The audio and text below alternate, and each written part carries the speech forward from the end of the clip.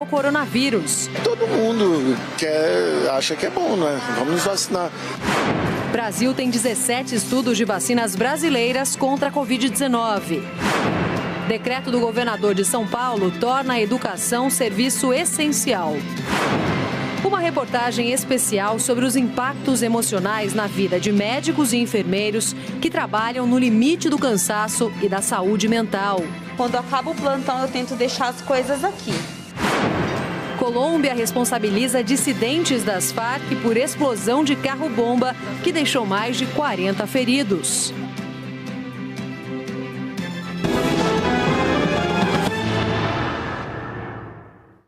O ministro da Economia, Paulo Guedes, foi vacinado hoje em Brasília contra a Covid-19. Ele é o segundo ministro a ser imunizado. Vamos então direto até Brasília conversar com a repórter Raquel Vargas, que acompanhou essa vacinação e tem os detalhes ao vivo pra gente. Oi, Raquel, boa noite para você.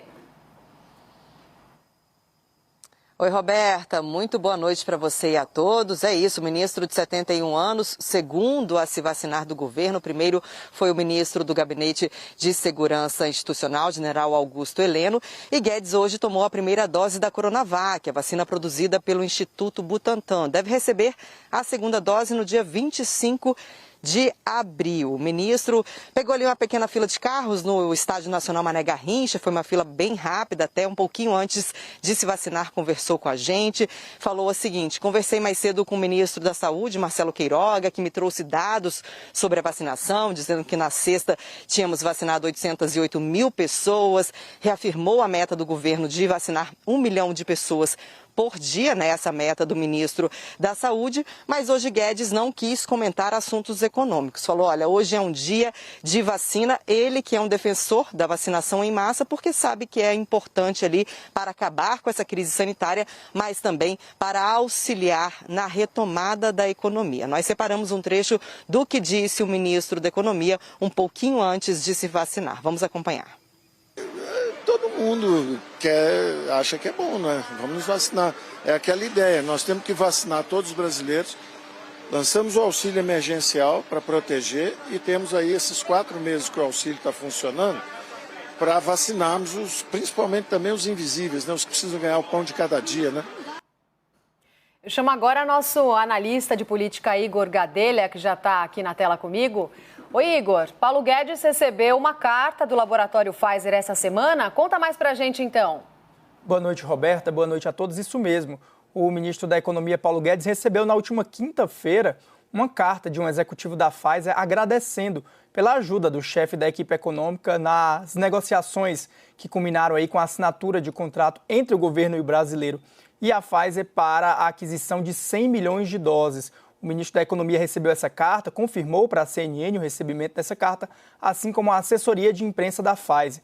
O ministro Paulo Guedes, desde o início aí da pandemia, sempre foi um dos principais defensores dentro do governo da vacinação em massa, mesmo ainda quando alguns integrantes do governo, como o presidente Jair Bolsonaro, levantavam dúvidas sobre a vacinação. O ministro Paulo Guedes tem repetido que sabe que somente quando a maioria dos brasileiros for vacinado, ou seja, quando houver a vacinação em massa, é que será possível a retomada da economia. Tá certo, Igor. Obrigada pela sua participação. Bom fim de sábado para você. O governador de São Paulo, João Dória, assinou hoje um decreto que declara a educação como atividade essencial durante a pandemia. Esse texto permite o retorno das aulas presenciais, tanto na rede pública quanto na privada. Vamos então conversar com a repórter Soraya Lawande, que vai contar mais detalhes ao vivo para a gente sobre esse decreto importante em São Paulo. Soraya, boa noite. Quais são as informações? Oi, Roberta, boa noite para você também, para todos que acompanham a gente. O governo do estado já havia anunciado na última coletiva de imprensa no Palácio dos Bandeirantes, né, que aconteceu na sexta-feira, que iria incluir, portanto, a educação básica nos serviços essenciais. E neste sábado, então, o decreto foi publicado no Diário Oficial. Dessa forma, as escolas que atendem alunos do ensino infantil até o ensino médio serão priorizadas dentro das ações do Plano São Paulo de flexibilização. Mas em nota, o movimento Escolas Abertas, que reúne pais principalmente da rede particular, afirmou que a norma agora impede, por exemplo, de prefeitos fechar os colégios. Eu vou ler um trecho dessa nota, abre aspas, da mesma forma que um prefeito não pode fechar posto policial ou hospital sob o argumento de combate à pandemia, também não pode fechar uma escola, fecha aspas. A gente vê que existe aí uma divergência nas regras estadual e também da Prefeitura aqui de São Paulo no entendimento desse texto do decreto.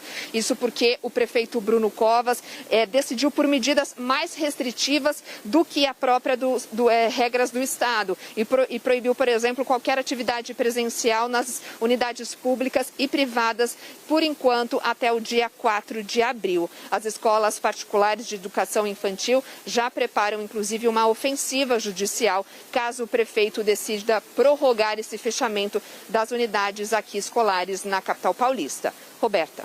Obrigada, Soraya, pelas suas informações. Vamos seguir falando sobre esse assunto de São Paulo. A Raquel Landim, nossa analista de economia, está aqui comigo ao vivo. Raquel, explica pra gente a importância desse decreto, até porque o plano é não voltar com as aulas por enquanto na fase emergencial, é isso? Sim, Roberto, o Estado de São Paulo não pretende voltar com as aulas na fase emergencial, mas quer fazer isso assim que possível, assim que voltarmos para a fase vermelha. A gente percebe, então, uma estratégia do governador João Dória e também do secretário de Educação, Rocieli Soares, em que eles marcam a imunização dos professores, começa no dia 12 de abril para professores acima de 47 anos e, ao mesmo tempo, editam esse decreto, tornando a educação como serviço essencial. Dessa forma, vai ficar mais difícil para as prefeituras fecharem as escolas. Estava havendo muito embate entre o governo estadual e as prefeituras. O governo estadual colocava a educação como uma prioridade, mas as prefeituras, com a resistência dos sindicatos de professores, acabavam deixando as escolas fechadas, Roberta. Tá certo, Raquel. Obrigada pela sua participação e até já.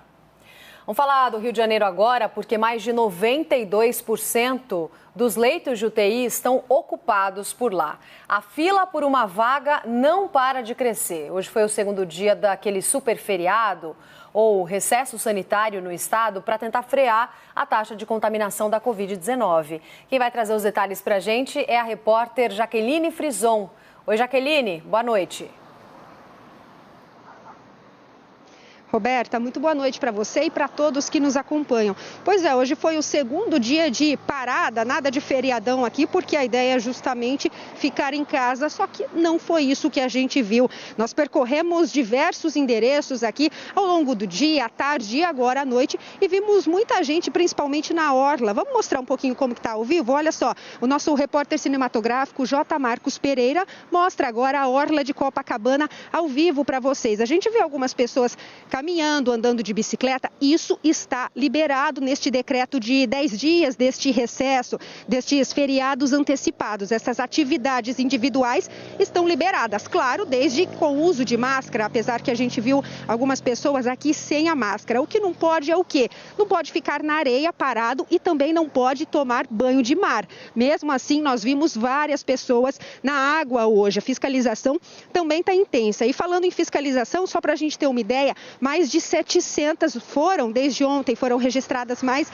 de 700 infrações, autuações aí neste primeiro dia de recesso, de feriado. Só entre bares e restaurantes foram quase 200 multados, alguns interditados por uso inadequado. E com relação aos leitos, Roberta, que você citou, agora no início, o estado do Rio de Janeiro está com 92% de ocupação dos leitos de UTI, falando no estado, e o estado também passou de 7 para 22 cidades que estão com a bandeira roxa. A bandeira roxa, só para a gente esclarecer, é a pior de um nível de 5 bandeiras. O estado do Rio tem 92 cidades, dessas 50 estão na bandeira vermelha, que é um risco alto para a Covid-19, e como eu disse, 22 estão na bandeira roxa, que é um risco muito alto, o pior visto desde então. Pelo mapa, fica claro que o Rio enfrenta o pior momento da pandemia, Roberta. Tá certo, Jaqueline. Obrigada pelas suas informações. A gente segue, claro, acompanhando a situação no Rio de Janeiro. Em Goiás, a taxa de ocupação de leitos de UTI continua acima de 90%. E mesmo assim, o governo decidiu reabrir o comércio na próxima semana. Os estabelecimentos estavam proibidos de funcionar desde o dia 17 de março. Para alinhar as orientações na capital, representantes do estado se reuniram hoje com o prefeito de Goiânia. Quem vai explicar melhor para a gente é a repórter Marina Demori. Ainda neste fim de semana, um novo decreto deve ser publicado pela Prefeitura de Goiânia, definindo as regras para a reabertura do comércio e das atividades não essenciais, prevista para segunda-feira. Ainda há um segundo decreto, este estadual, que só permite essa reabertura a partir de quarta-feira. Mesmo assim, a Prefeitura da capital decidiu se antecipar depois de conversar com o setor empresarial. E para não confundir os comerciantes sobre qual decreto seguir, o prefeito Rogério Cruz se reuniu hoje com representantes da Secretaria Estadual de Saúde para definir qual será a melhor solução. Aqui em Goiânia, na capital, as atividades não essenciais estão paralisadas desde o dia 1º de março. Já o decreto estadual começou a valer no dia 17. Mesmo com quase um mês de restrições, a taxa de ocupação dos leitos de UTI não diminuiu. Continua acima dos 93%. De Goiânia, Marina Demori. Obrigada, Marina. A gente mostrou a situação em duas regiões diferentes e o Brasil é hoje o país com maior quantidade de mortes diárias por Covid-19 no mundo. Vamos então chamar de novo nossa analista de economia, Raquel Landim, está hoje comigo aqui no plantão. Raquel, como é que está a evolução no número de mortes no Brasil se a gente fizer a comparação com outros países? Mostra para a gente entender. Roberta, infelizmente, o Brasil está na contramão do mundo. Um gráfico preparado pelo epidemiologista Wanderson de Oliveira, com dados da Universidade de Oxford, mostra que em apenas um mês o nosso país atingiu o topo deste triste ranking. No dia 26 de fevereiro, o Brasil registrava cerca de 1.100 óbitos por dia em média, enquanto nos Estados Unidos estavam morrendo 2.000 pessoas diariamente por causa da Covid. Na mesma época, a pandemia fazia 780 mil vítimas por dia no México e 280 mil vítimas na Itália, dois países que também sofreram muitas perdas de vidas humanas. A partir daí, uma nova variante mais transmissível provocou uma segunda onda da doença no Brasil. Na última sexta-feira, o nosso país atingiu uma média diária de 2.400 mortes por dia, ultrapassando 3.000 em algumas datas. Já os Estados Unidos avançaram na vacinação e as mortes caíram. Hoje estão um pouquinho abaixo de 1.000 por dia. No México, são 520 mil óbitos por dia e na Itália, 430 mil, Roberta. Impressionante, Raquel, a gente visualizar esse gráfico, principalmente na comparação de Brasil e Estados Unidos. Obrigada pela sua explicação. Daqui a pouco você vai ver, o Brasil tem 17 estudos de vacinas brasileiras contra a Covid-19. E ainda hoje, uma reportagem especial sobre os impactos emocionais na vida de médicos e enfermeiros que trabalham no limite do cansaço e da saúde mental. O Jornal da CNN volta já.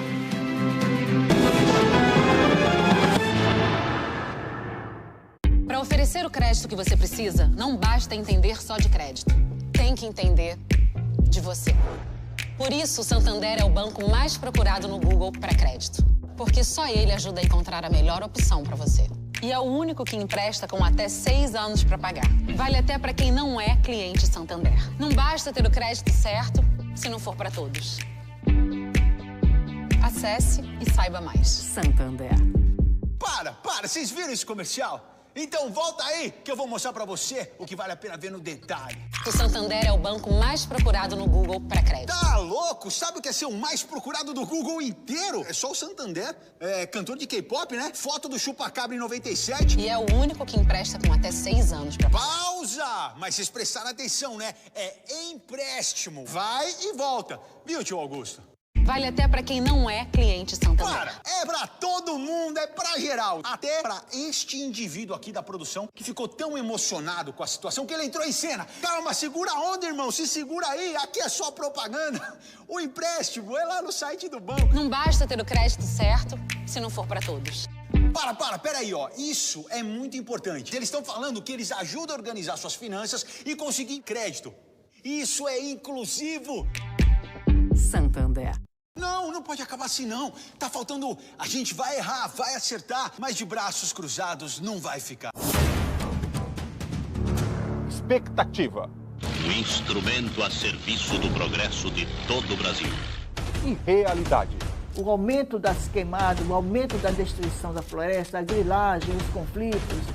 Em uma nova série que vai contar a história cheia de contrastes da rodovia Transamazônica. Do projeto ambicioso aos desafios que duram até hoje.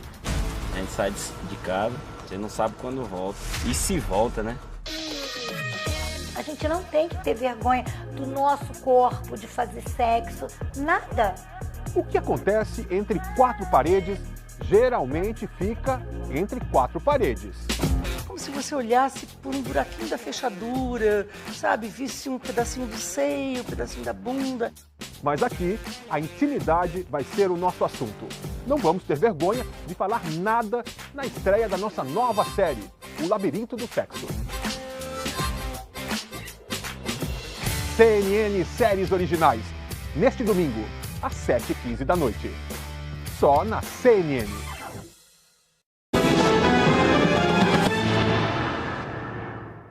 Estamos de volta com o Jornal da CNN. O combate à pandemia da Covid-19 no Brasil ganhou um sopro de esperança depois do anúncio de 2 vacinas em desenvolvimento pelo país, a Butanvac e a Versamune. Os imunizantes já tiveram os pedidos de autorização para o início dos testes clínicos feitos junto à Agência Nacional de Vigilância Sanitária.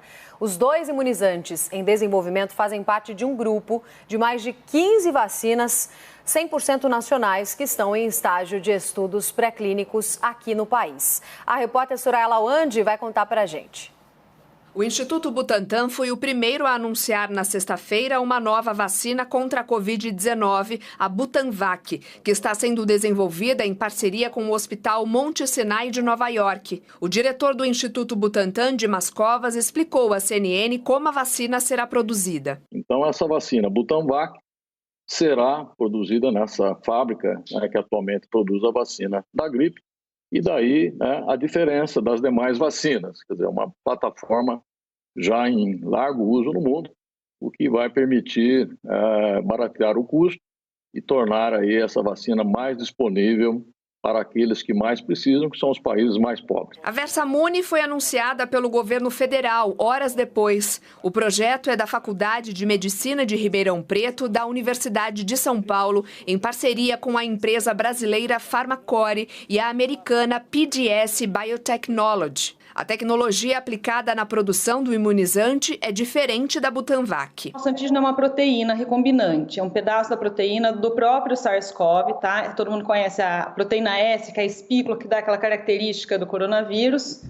E ela difere porque ela não tem partículas de vírus, não usa vírus inativado, não usa RNA, nem o mRNA. Tá? Então, ela é uma tecnologia simples, segura e eficaz para ser usada na população. A Agência Nacional de Vigilância Sanitária já recebeu o pedido de autorização para testes das vacinas em seres humanos. A Anvisa ainda não deu um prazo para a resposta. Caso os pedidos sejam aprovados, os 2 imunizantes devem passar por 3 fases de testes clínicos antes de serem aprovadas. Apesar do otimismo gerado pelos anúncios, é preciso manter a calma. Ainda não há garantia nenhuma de que as vacinas possam se tornar efetivas. São os estudos clínicos que vão demonstrar a capacidade dessas vacinas em proteger contra a doença clínica, contra a transmissão, em idosos, contra uma variante, contra outra. Então não há porquê nós criarmos falsas expectativas na população que daqui a alguns meses teremos milhões de doses dessas vacinas que nem sequer foram testadas. Butanvac e Versamune fazem parte de um grupo de 17 vacinas que estão sendo desenvolvidas em várias partes do país, como São Paulo, Rio de Janeiro, Minas Gerais e Paraná, todas com o monitoramento do Ministério da Saúde. As pesquisas seguem em estágio de testes pré-clínicos, ou seja, em laboratórios ou animais. Na Universidade Federal de Minas Gerais, a etapa chamada de prova de conceito, que são os testes feitos em camundongos, já foi concluída. O projeto é conduzido por 4 pesquisadores, entre eles a microbiologista Ana Paula Fernandes, do Centro de Tecnologia em Vacinas e Diagnósticos. Segundo ela, o resultado inicial mostrou que o imunizante tem potencial para produzir resposta imune e proteção contra o vírus. Então, ele mimetiza muito bem o modelo da infecção. E foi nesse modelo que nós testamos as diferentes plataformas de vacinas, e delas emergiu uma que tem um potencial muito bom por várias razões. Saber da existência de um número alto de estudos em desenvolvimento para vacinas contra a Covid-19 aqui no Brasil é animador, mas os especialistas alertam. O número final de candidatas aprovadas para o uso em humanos não deve acompanhar esse mesmo padrão. Atualmente, há mais de 200 vacinas registradas na Organização Mundial de Saúde que estão na fase de estudos pré-clínicos, mas nem todas elas vão chegar à etapa mais importante, a aprovação. E poucas delas vão acabar sendo, conferindo a elas uma resposta adequada em seres humanos, com eficácia, com segurança e produtos que poderão ser utilizados. Então há um grande afunilamento. Muitas dessas vacinas testadas, poucas delas chegam a vias de fato, ou seja, realmente licenciadas. Em entrevista à CNN, o diretor do Instituto Butantan, Dimas Covas, admitiu que a Butanvac foi feita a partir de parcerias, mas afirmou que a produção será 100% brasileira. Vamos rever. Então, o vírus vacinal que foi disponibilizado por este consórcio para os produtores ingressantes aí no consórcio para a produção de vacinas. Então, nesse momento, são 3 produtores de vacinas que estão desenvolvendo essa vacina. O Brasil é o maior deles, tá? Existem mais 2 produtores, um na Tailândia e outro no Vietnã, que também desenvolvem vacinas com esse vírus vacinal. A partir desse vírus vacinal, nós fazemos a vacina. Agora, a questão de chamar se é 100% brasileiro ou não, aí é uma questão semântica, é a mesma história, né? O jato, o avião a jato que a Embraer produz, ele é brasileiro? É brasileiro. A turbina que ele tem é uma turbina inglesa, tá? As vacinas são dessa maneira. Dimas Covas falou também sobre uma possível vacinação em julho com o imunizante. Eu, pelo menos, não especifiquei prazo em julho para o uso da vacina. Eu mencionei que a vacina estará pronta em julho e que poderá ser, a partir daí, usada a qualquer momento, desde que haja a aprovação da Anvisa.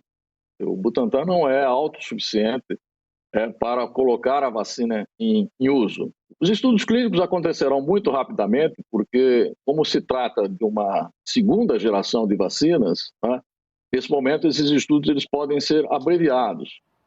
E a cidade de Curitiba já comunicou ao Butantan que quer comprar essa nova vacina produzida pelo Instituto. A repórter Yara Magione está na capital paranaense e conversa com a gente agora. Oi, Yara, boa noite.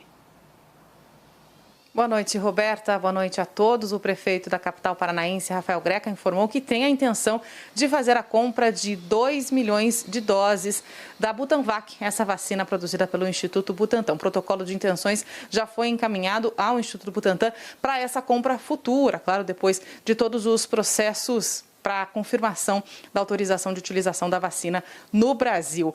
Neste sábado, teve vacinação em Curitiba. Idosos com 75 anos completos se vacinaram em drive-thru e também pontos fixos. Amanhã, pela primeira vez em um domingo, Curitiba também tem vacinação, aí com foco para pessoas que já completaram 70 anos. E na segunda-feira é a vez daqueles que têm 69 anos completos de idade. Roberta.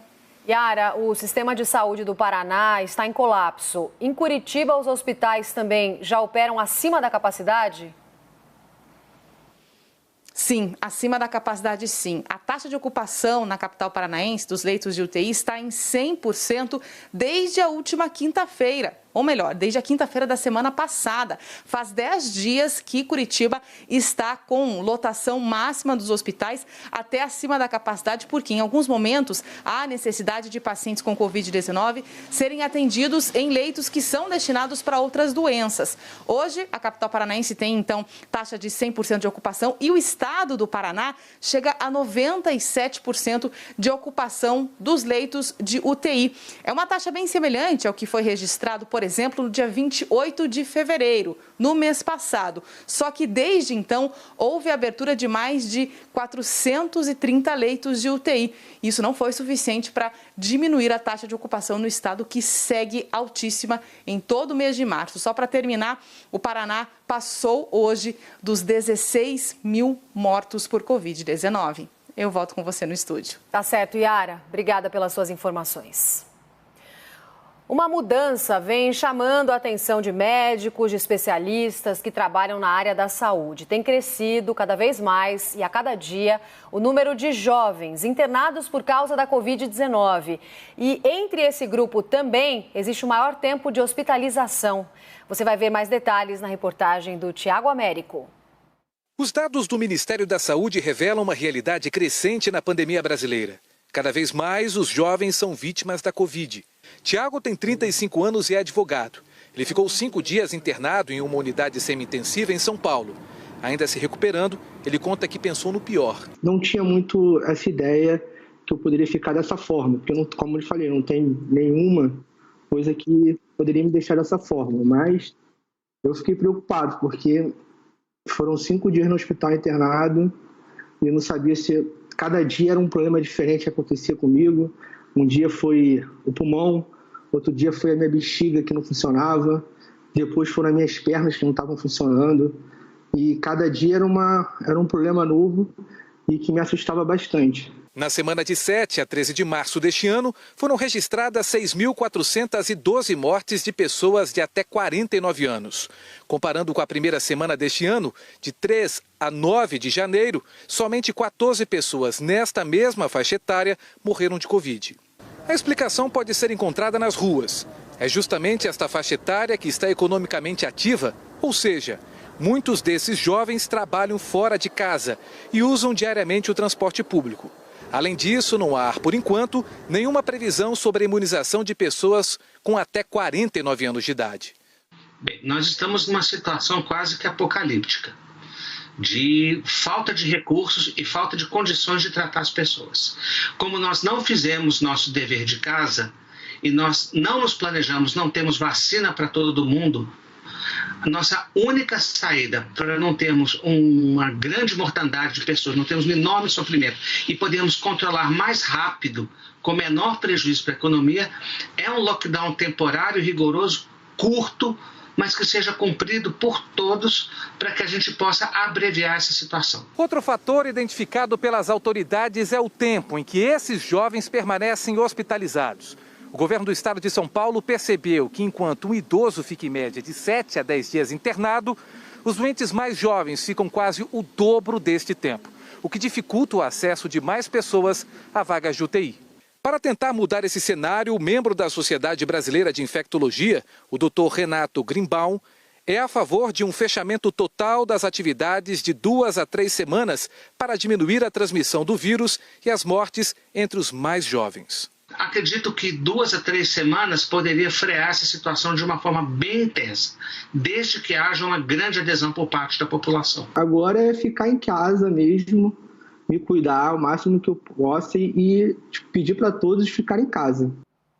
A gente viu na reportagem os dados do Ministério da Saúde, mas a Associação de Medicina Intensivista também compilou informações que mostram que o percentual de morte de jovens por Covid triplicou entre setembro e fevereiro. Sobre esse assunto, vou conversar agora ao vivo com o Ederlon Rezende, médico intensivista. Doutor, muito obrigada por conversar com a gente. Boa noite, bem-vindo à CNN. Boa noite, Roberta. Boa noite aos assinantes também.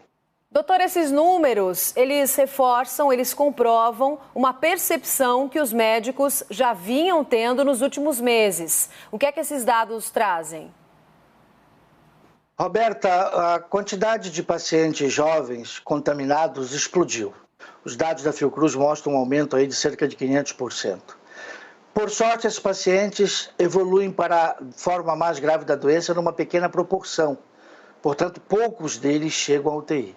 Mas nós observamos, comparando dados de cerca de 1.500 UTIs do Brasil, cerca de 20 mil leitos, os meses de setembro a novembro, que foram os meses de mais calmaria durante a pandemia, antes do período de eleições, quando o número de casos voltou a aumentar, e há um aumento de cerca de 11% no número de admissões na UTI nas pessoas com idade abaixo de 45 anos. Nesse mesmo período, para você ter uma ideia, comparando o mês de setembro a novembro com fevereiro e março, os pacientes com mais de 80 anos, houve 20% na redução do número deles dentro das UTIs. Sim. Agora, doutor, esses dados, como o senhor estava explicando, eles nos dizem que triplicou a mortalidade de pessoas mais jovens de até 45 anos nas UTIs brasileiras. O que é que poderia explicar essa mudança no perfil dos pacientes e das principais vítimas? É verdade. A mortalidade passou de 13,1% para 38,5%. Certamente são múltiplas as razões. Primeiro, se especula muito que a variante P1 produza casos com maior gravidade. E a gente tem observado que esses jovens chegam nas UTIs mais graves. Eles estão necessitando com maior frequência de ventilação mecânica, de suporte dialítico, de utilização de terapia de suporte como a ECMO. E isso tem se refletido nesse aumento de mortalidade. Sim, mas a exposição dos jovens, por ser maior, por a gente ter uma parcela da população mais velha vacinada também, tudo isso pode ter relação com essa mortalidade maior? E quero te perguntar também sobre os jovens que não têm nenhuma doença prévia, chamadas comorbidades. Esses jovens, informação importante também para o senhor explicar, também têm sido afetados com sintomas mais graves, inclusive? Sim, a grande maioria deles são pacientes sem comorbidades, é importante esclarecer isso. E eu acho que a maior informação que esses dados passam para a população é que, diferente do que todos acreditavam no início, que as pessoas mais jovens estavam protegidas de ter a forma mais grave da doença, agora isso mudou. As pessoas jovens estão chegando nas UTIs e talvez chegando nas UTIs do pior momento, onde elas estão colapsadas, geralmente chegam com demora, enfrentam filas e isso tem contribuído certamente para as taxas de mortalidade mais elevadas.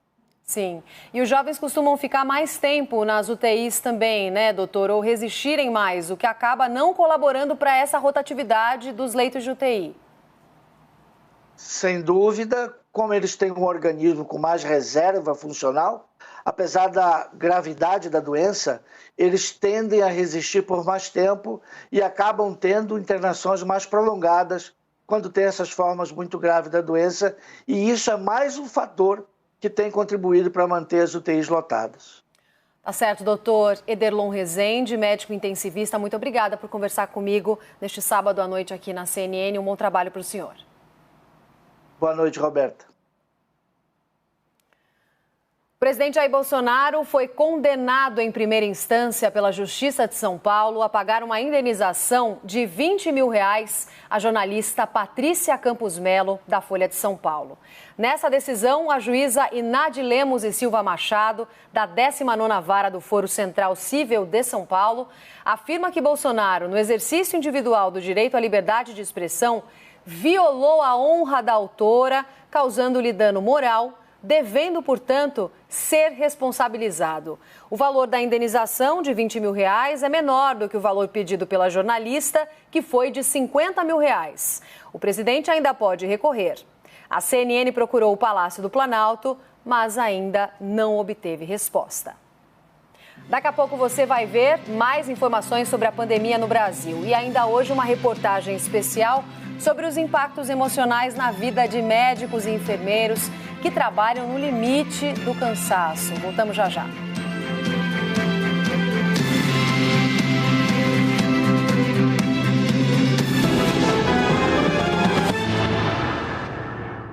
Se você tem diabetes, porque furar-se você pode escanear. Com o sistema Flash de monitoramento de glicose Freestyle Libre, você pode checar sua glicose a qualquer hora, em qualquer lugar, inclusive com o seu smartphone.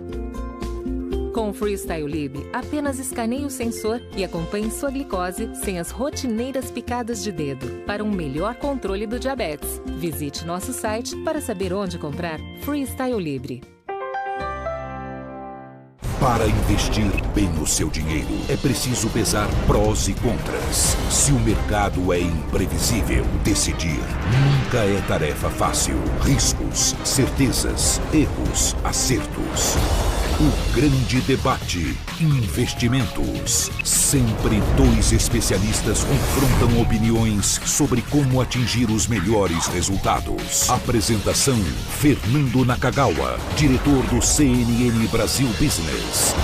Nesta segunda, 9h20 da noite, só na CNN. O grande debate. Investimentos. Apoio Santander Investimentos. Para todos os pontos de vista.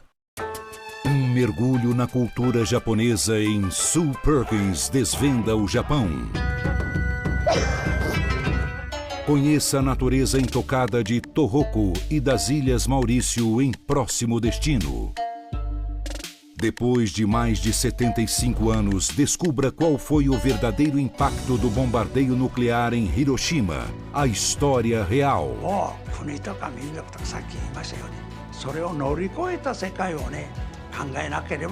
Maratona Realidade CNN. Hoje, 11h45 da noite.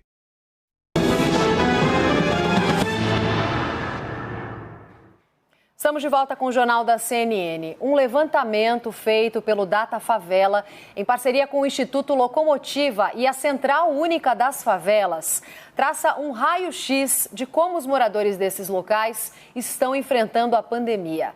71% das famílias estão sobrevivendo com metade da renda. E a maior parte dos moradores afirma que, ao menos um dia, faltou dinheiro para comprar comida. A reportagem é do Tiago Américo. Há 16 milhões de pessoas vivendo em favelas no Brasil. Se elas formassem o estado, ele seria o 5º maior do país. Por aqui fica mais difícil lutar contra a pandemia quando falta saneamento básico, água para higiene e até dinheiro para comprar comida. O que nós vimos não é apenas que o Brasil atinge recordes de contaminação, mas também recordes de fome. O álcool em gel simplesmente não cabe no orçamento dessas pessoas. É que essas pessoas estão sendo obrigadas, desde o início da pandemia, a escolher entre garantir o prato de comida da sua família ou promover a segurança sanitária, protegendo a sua família contra a contaminação do coronavírus. Essa aqui é Heliópolis, a maior favela do estado de São Paulo. Aqui vivem 220 mil pessoas. São 65 mil famílias distribuídas numa área de 1 milhão de metros quadrados. Muitos desses moradores acabam sobrevivendo em plena pandemia com as doações desses alimentos. Outros recebem esses alimentos e aproveitam para empreender.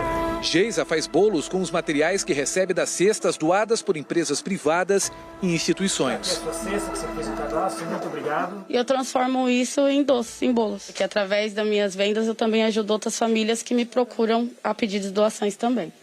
Givanildo Pereira também é um desses empreendedores. Ele criou um sistema de entrega de produtos na favela Paraisópolis, em São Paulo, e quer ampliar o seu negócio. Atualmente nós temos 11 pessoas contratadas e nós queremos que essa iniciativa seja replicada em outras comunidades no Brasil inteiro. Entre os empreendedores, 33% começaram a trabalhar desta forma por conta da pandemia. Mas a maior parte está muito preocupada com a perda da renda familiar desde então. Se o Brasil não parou, foi graças a essas pessoas. E para o Brasil não parar, nós temos que salvar a vida dessas pessoas.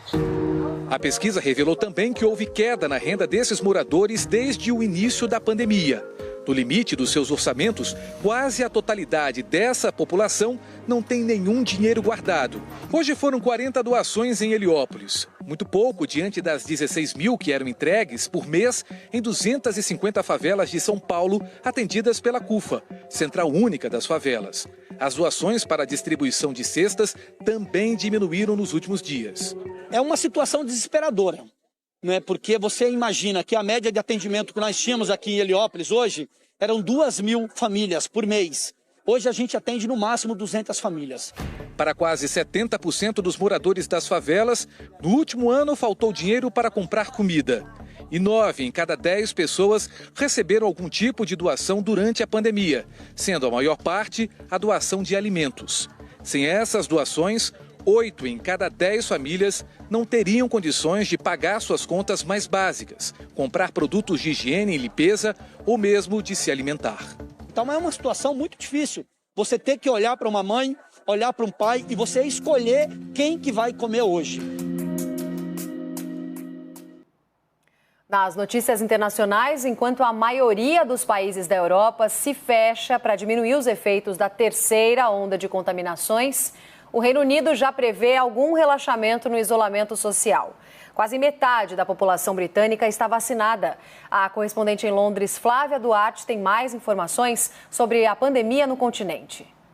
A partir de segunda-feira, serão permitidas reuniões ao ar livre de até 6 pessoas. Em 12 de abril, bares e restaurantes com áreas abertas, cabeleireiros, academias e lojas não essenciais também poderão reabrir.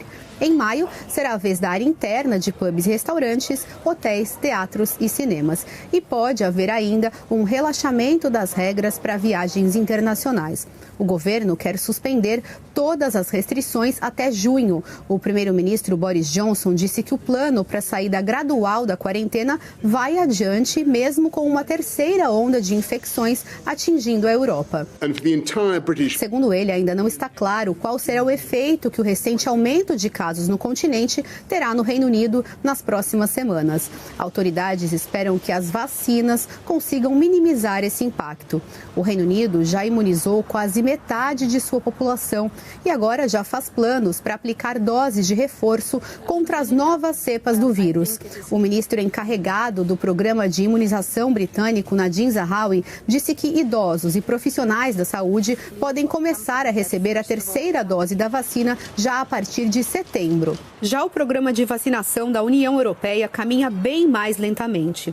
O continente imunizou apenas 15% de sua população e 19 dos 27 países do bloco registram aumento no contágio. Na França, há quase 5.000 pacientes internados em unidades de terapia intensiva, maior quantidade desde o começo do ano.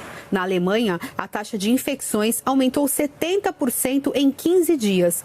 Autoridades alertaram que o sistema de saúde pode atingir o limite em abril.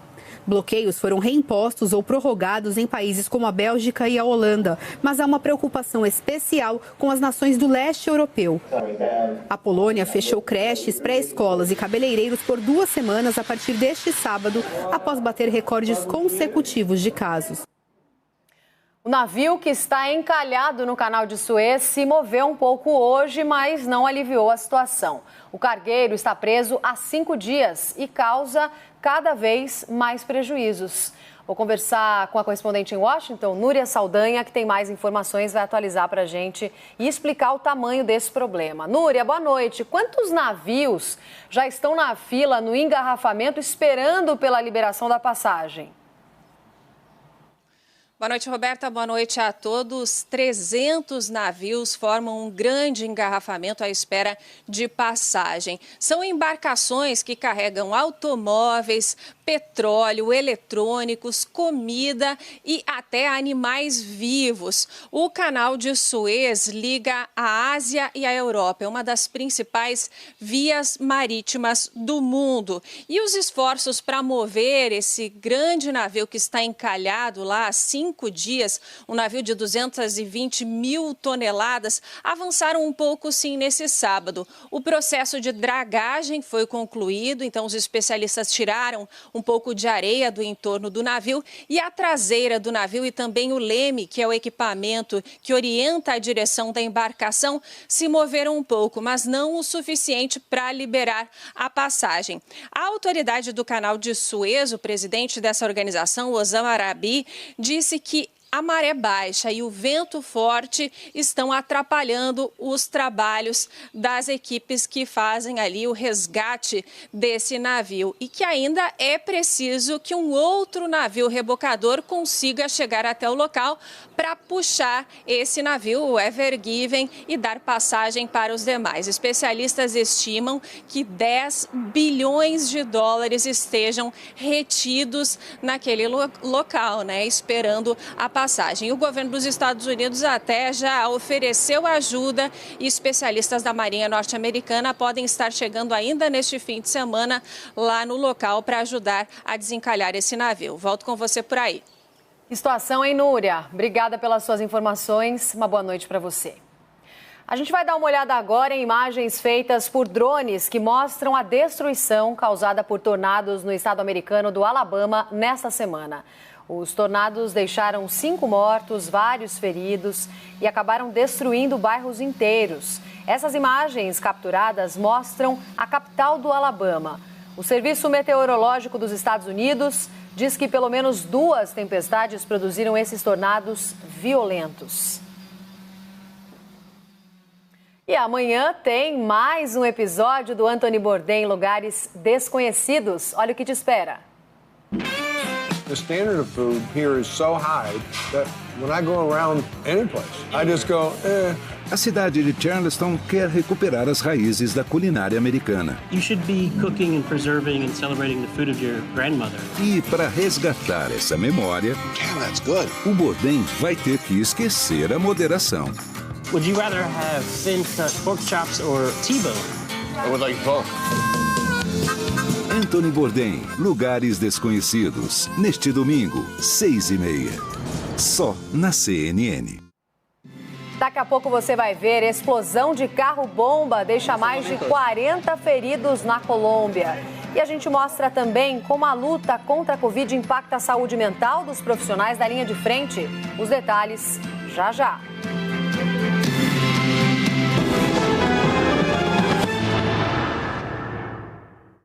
Esse plano pós-Vivo Selfie com o Disney Plus vai ser um sucesso. Aventuras espaciais, mundos incríveis e... Thor?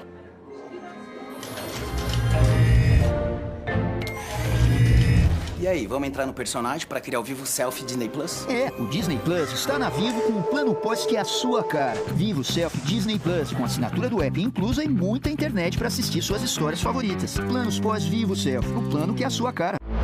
Visionário do mundo dos negócios ou criminoso foragido. Eu não percebi um golpe desse tamanho. Em uma entrevista exclusiva, Carlos Ghosn conta a Raquel Landim como um executivo de sucesso mundial foi parar na lista de procurados pela Interpol. Olha, foi o que eu me lembro um grande choque. Quanto custa fugir do Japão? Oh, muito dinheiro. CNN Entrevista Especial. Neste domingo, 8h45 da noite. Só na CNN.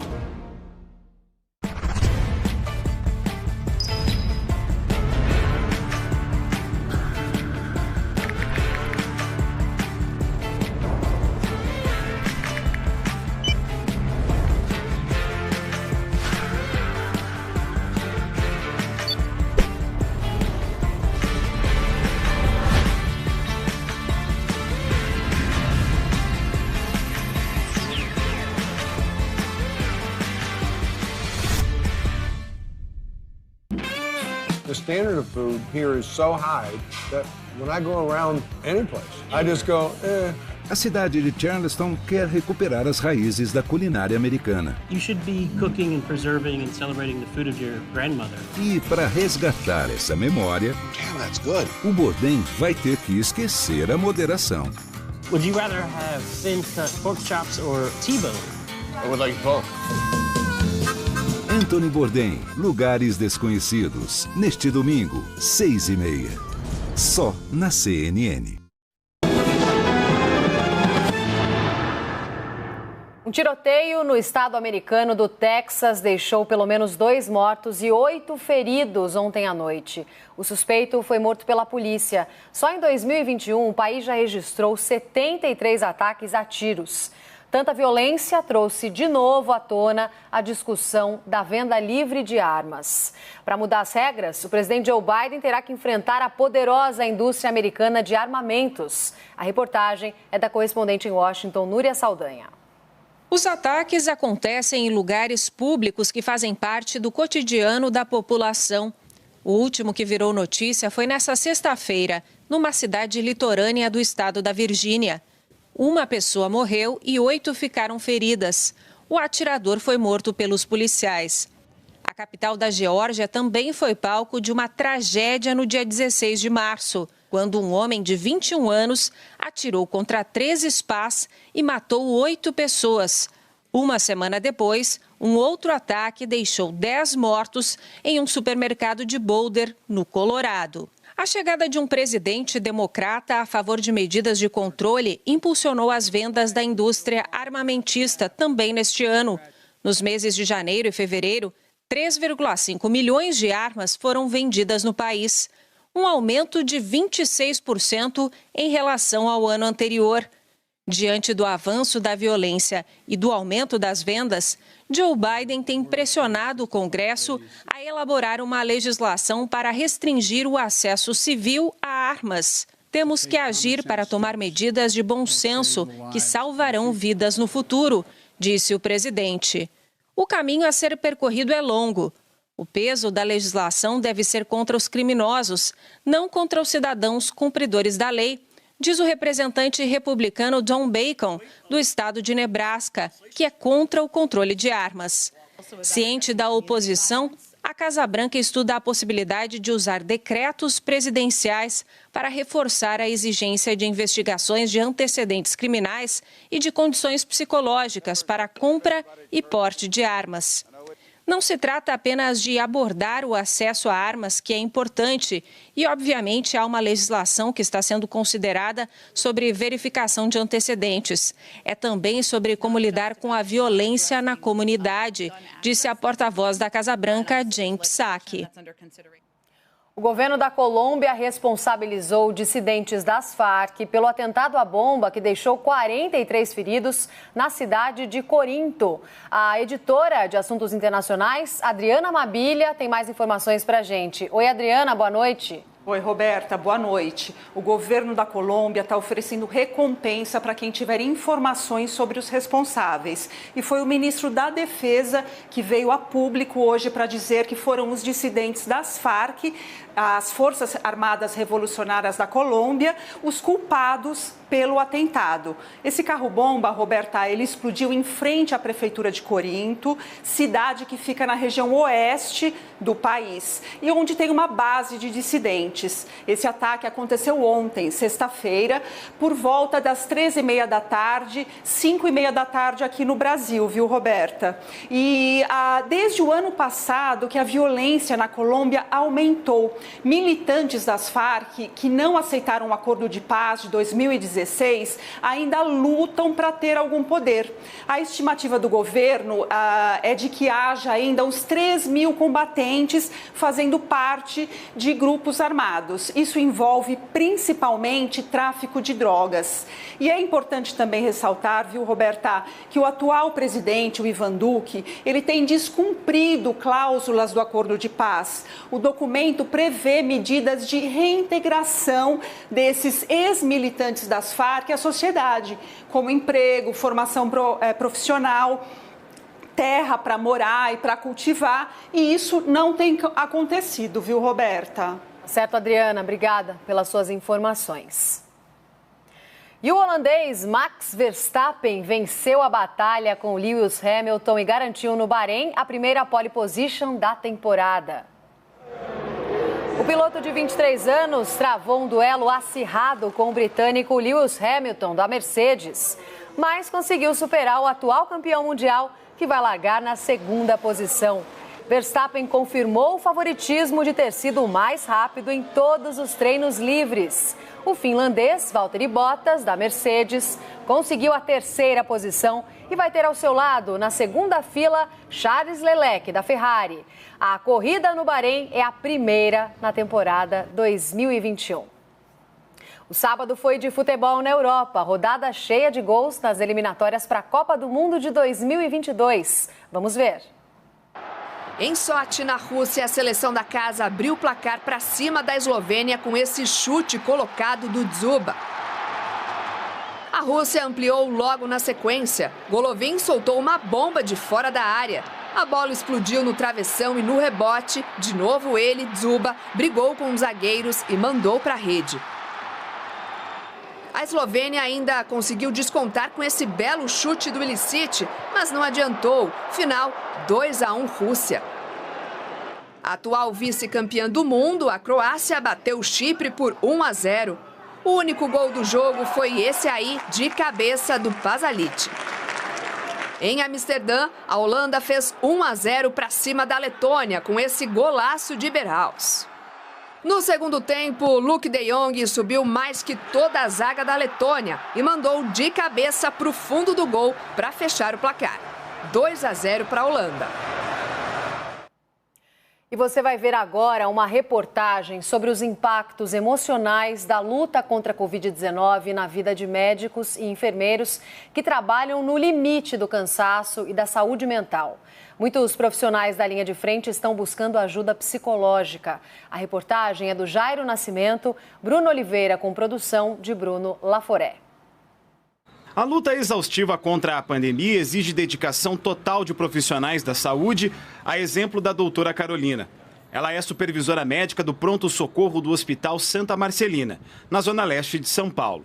Há 2 semanas, sem saber o que é descanso, a rotina intensa começa quando ela chega ao trabalho. A Carolina enfrenta 10 até 12 horas na linha de frente do atendimento aos pacientes com a Covid-19.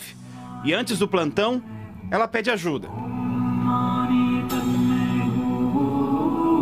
Tenho um acordo com Deus. Eu cuido das pessoas, Ele cuida dos meus filhos, da minha família.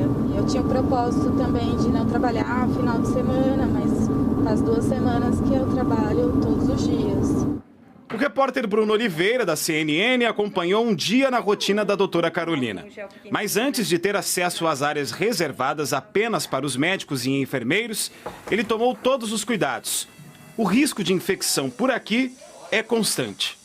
Na área para os pacientes com a Covid, a primeira parada é no setor vermelho. Aqui a gente está no setor vermelho, que na verdade é uma emergência Covid, a porta de entrada de todos os pacientes que são internados. E a gente tem uma paciente aqui que está entubada.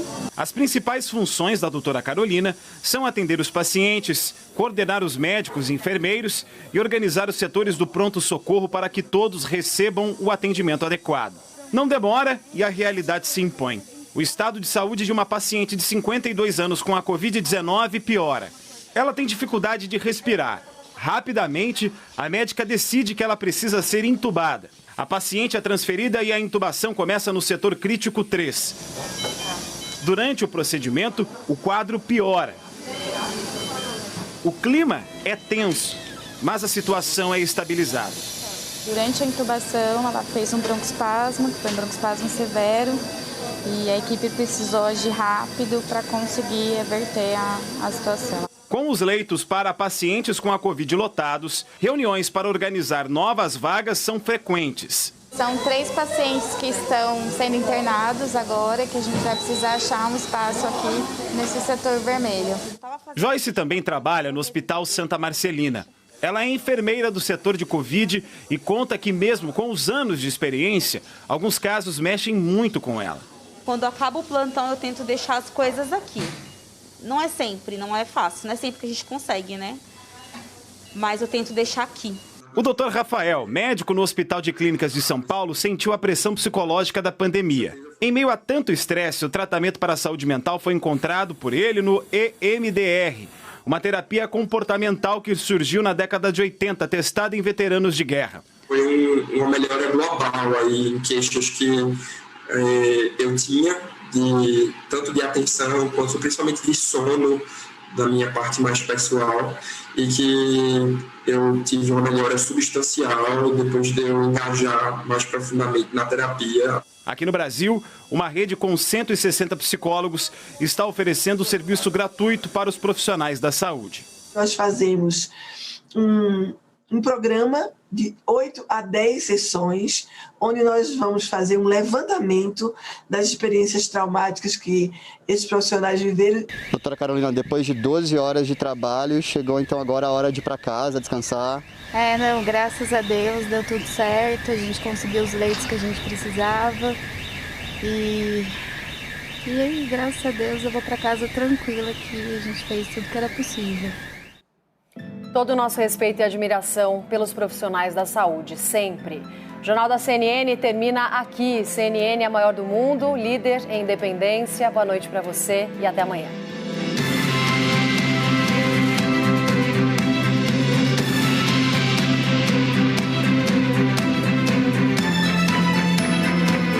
Jornal da CNN. Apoio Santander. Crédito com até 6 anos para pagar. JBS, alimentando o mundo com o que há de melhor.